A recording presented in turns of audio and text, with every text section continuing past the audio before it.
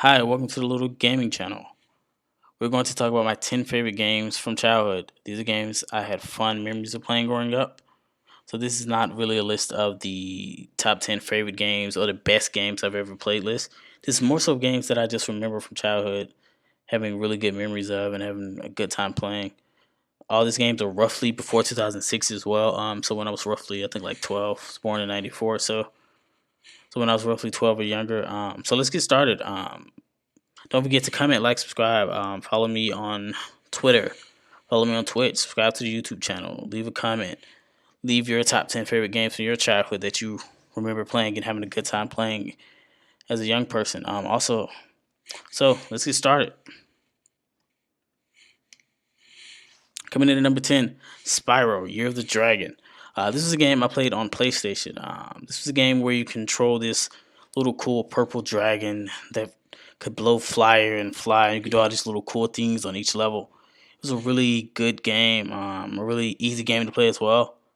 Funny thing about this game, I remember my mother even liking this game, which was rare because she liked games from roughly her era, like Pac-Man and Dig Dug, stuff like that. Some of the older games. Even she enjoyed playing Spyro, so that should let you know how easy it is to play and how easy it is for people to learn how to play it. I also think this has been remastered for modern consoles as well. So if you wanted to play Spyro, now you can play it with updated graphics on PS4, Xbox One. Still a fun game as well. I enjoyed playing it as a child. I remember putting in a lot of hours on this, just playing it, having a good time. Coming in at 9, we got Madden 2005. This is really around the time I started playing sports games so heavy. This is the first Madden I remember I think I ever owned. I had played Blitz and other Maddens before, but this is essentially what made me a Madden fan for life. I remember they added the hit stick this year. They had a Ray Lewis on the cover, and with the hit stick, you could literally just cause fumbles like instantly. The hit stick was kind of uncontrollable in a sense, though. It was a little too strong. Fumbles all over the place, but it was still a great feature that they added. I remember one of my favorite modes that the older Maddens that had minicamp, which is a really cool mode. They don't really have that anymore. They replaced it with some new stuff on the modern Maddens, but it's not really as fun as the minicamp used to be. Also, I had a lot of fun playing this game as a kid. The franchise mode was really fun as well. I used to be a big fan of playing franchise mode on Madden. I would literally like play for years and have like years of I'd be like 10 years deep into the franchise. This franchise mode was really fun. Madden's been so redundant lately, though. It's kind of sad that you don't really get Madness as fun as this one. Hopefully, we'll get something new where we'll finally get an up to date Madden where it's actually fun again. So yeah, Madden '05, number 9. Coming in at number 8, Midnight Club Dub Edition Remix. I've never been much for a racing fan, so this game is really special because I don't like racing games, like rarely at all. This game was so much fun. Had so many cool changes you could do to cars and races. You could just pull up and honk the horn and just start a race with a random car. You can make all the features, all the nitros, all the really cool things you could do to this game. This game was just so much fun. This game was so fun. It made the list, and I never even like owned it. It was like a summer of playing this game with my younger cousin and my older brother.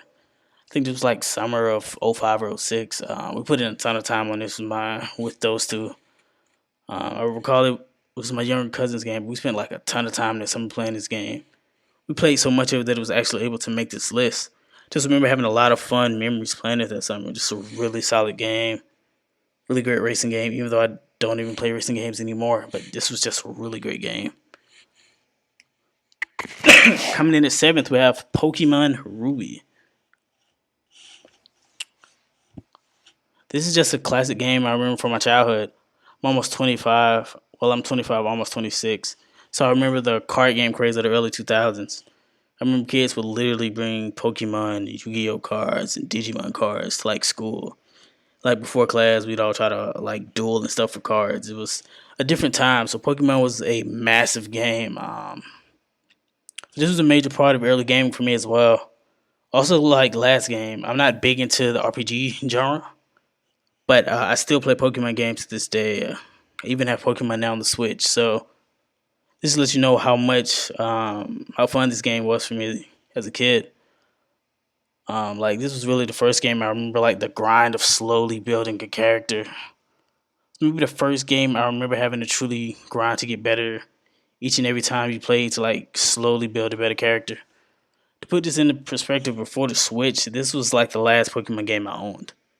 And this was in like 2002. I think I might have owned it in like 2003, 2004. So to put it in perspective, how much I actually liked this game. Coming in at number six, Dragon Ball Z Budokai. I don't know if it's Tenkaichi or Tenkaichi. I'm a big Dragon Ball Z fan, so literally like every Dragon Ball Z game before 2007, we owned or played at some point. It's been like fun memories of me and my brother playing against each other. This is when they first started using a different camera angle. I think they still use this current angle now with like a lot of the new anime games have the camera angle where it's like third person. I remember this game just being so much fun though, so many characters to play from. This is also like the last Dragon Ball Z game I was really excited to play. Played a lot of this with my brother. Dragon Ball Z was a really big part of our childhood. Dragon Ball Z, Dragon Ball Z GT. Those three were a really big part of my childhood, so the games were always a really big deal for us. When we were younger, my brother and I played a ton of fighting games. Don't really play fighting games anymore. My brother still loves fighting games. Dragon Ball Z Budokai Tenkaichi, great game. Coming in at five, Fight Night Round Two. This is the first boxing game I ever owned. I feel like this is when the mechanics started getting really good for boxing games. I remember this having like a really good soundtrack as well. But as far as the mechanics, the way you could lean and counter and throw haymakers and get off combos was really great in this game. I think this is really like when like boxing games got really functional. Because before this, I remember a lot of the actual throwing combos and playing defense and getting out of the way of punches was really like clunky. And I feel like they got it really good with this one. Even back then, I wasn't a massive boxing fan when this came out. This was in like 2005. I don't even remember how I actually even got this game, but I remember just being a massive boxing fan. On the cover of this game was B Hop Bernard Hopkins. This is how you know this is an actual older game because with Bernard Hopkins on the cover, he was still an active fighter. He hadn't lost in like 12 years when this game came out. Oddly enough, he would lose twice the same year after the game came out. I think the game came out in February. He lost twice later that year to the same fighter, Jermaine Taylor. So it's a big deal. I'm a big boxing fan now. I wasn't back then, but this game was such a fun game from childhood, even though I wasn't a big boxing fan. So that should let you know how much of a great game it was for a person that wasn't a boxing fan to love it so much. Coming in at four, we have Halo 2. Of course, this is a classic game for Xbox. Anybody that ever played Xbox knows how important Halo 2 is to Xbox gamers. This was really the game that converted me to an Xbox user for the upcoming generation of Xbox. This is the reason I bought a 360 and not a PS3. Because before Halo 2, we only got PlayStation. We had PlayStation 2, PlayStation, Nintendo 64. But this is the first time. This is what really switched me over to getting an Xbox. Because I got an Xbox later, and then after playing Halo 2 on Xbox, I wanted an Xbox 360. So without Halo 2, I would probably still be mostly playing PlayStation. Because I never even got a PlayStation 3 because I got Xbox 360, and that kind of what switched me over. Halo 2 was such a fun game. I got it, I think, probably a few years after release because I had PS2. The first two games I even remember playing on Xbox were Jet Set Radio and Halo 2. And we all know Halo 2's importance to online gaming as well with Xbox Live.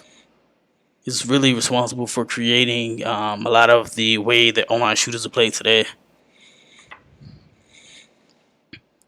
Coming in at number three, we have Jack 2.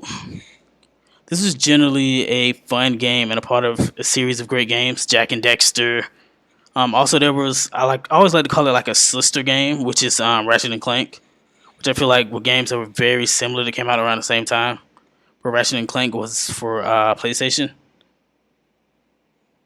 This was just generally a fun game and part of a series of great games. So there were my brother and I would get the Jack and Dexter games, but my younger cousin would get Ratchet and Clank. So on holiday or during summer, we could play both. But this one was especially my favorite out of the series, and also just the funnest I can remember. There was so many really cool like gun mods you could do. You could become like Dark Jack, where he'd get really strong and become easy to kill people. You had cool things you could travel on, like a hoverboard or jet vehicles. This is arguably one of the best action adventure games I've ever played. Probably, I think to this day, it's still one of the funnest action adventure games I've ever played. So yeah, Jack 2 of the Jack and Dexter series. Coming in at 2, Enter the Matrix. This is this high because of the amount of fun I had personally playing this. I know some people will probably think Enter the Matrix like a game based off a movie, but man, I love this game. This game was so great. It was such a great game. Um, the game was so fun. I recall beating it multiple times. I hope that it would eventually get remastered to one of the newer consoles, but it never did. This is literally a game I'm probably gonna have to buy an older console just to play because that's how much of a fun game it was. Just a great game to play. The slow motion from dodging the bullets and the fight scenes were also just so great. It's a really good game. Also, I remember it had like actual clips from the movie, which was really cool as well. But this was just overall just a really good game. Had a ton of time, had a ton of good times playing it. Just a really fun game from my childhood. Nothing but fun memories of it. Coming in at number 1, which is really like the best, probably from my childhood, game I probably spent the most time playing, even more than Pokemon. This game was played so much. Like San Andreas was a massive part of my childhood. Like this was one of the games that I kept going back to. My brother and I put so many hours into this game. I remember even my uncle playing this game. Just to put it in perspective, how popular this game was. This was ready to mature. I probably shouldn't have been playing it at the age I was, but man, I love this game. It was such a fun game. Get to follow CJ moving back to Los Santos after his mom passed. The story was just really dope, and a lot of missions were really fun as well. Just an overall great game from start to finish. I think this is the first game where I started like actually finding cheats to actually play games using cheat codes. It was really cool back then. You like get cheat codes to make them like extra muscular, or like get all the guns and all the armor. This is like really. I think this is the first game I actually used cheats. Even though I played Vice City and they had cheats, I think I didn't know about Vice City cheats until after San Andreas had already been out. It was really cool. It was just a really great game. A great time playing it. Tons of hours playing. It took us forever to beat it. It was just a really great game from my childhood. Here's the top 10. Again, starting out with Spyro, then Madden 2005, Midnight Club 3, Double Edition Remix, Pokemon Ruby, Budokai Tenkaichi, Fight Night Round 2, Halo 2, Jack 2, Into the Matrix, and Grand Theft Auto San Andreas. I also have some honorable mentions. Ratchet and Clank Up Your Arsenal was a really great game. Street Hoops, which is my favorite street basketball game. I know some people like to say like the NBA Street was pretty fun, but Street Hoops was really the only one that had like actual street ballers that were like on the N1 tour at the time, and I think it came out like 2000 maybe 2001. I know it was a very like I know it predated the NBA Street. Also, True Crime Streets of LA. That's a really great game, built in the same vein as like Grand Theft Auto. Really fun game. Also Grand Theft Auto Vice City. That was just a really great story, written very well. So thanks guys. Thanks for viewing. Make sure you comment, like, subscribe. Give me your top 10 favorite games from your childhood. Leave it at the bottom. Thanks for viewing, guys.